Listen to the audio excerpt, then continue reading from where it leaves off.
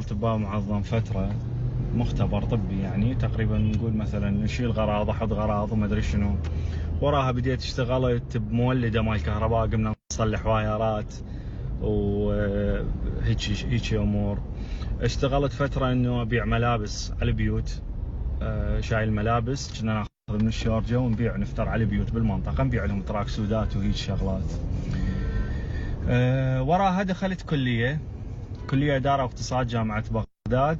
طبعا طلعت لي أنا هندسة تكنولوجيا قسم إنشاء وبناء، بس المشكلة جماعتي أصدقاء السوء، فكل المهم جماعتي كلهم دخلوا إدارة واقتصاد. فأنا ايش قلت شنو أدخل تكنولوجيا وأرجع أقعد أقرأ.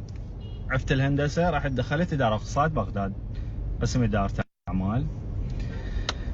تخرجت، من تخرجت ظليت فترة كلش طويلة أدور على تعيين، أريد أتعين بحيث يعني مرات من يصير تعيين أنهار تصدف إنه بس أريد أتعين، حتى أردت أتعين بالجيش بوقتها بعسكري وما رهمت. فوراها التجأت إنه أفكر أشتغل غير شغلة. أول شغلة بديت أشتغل بيها، اشتغلت بالسيارات، قمت أبيع وأشتري.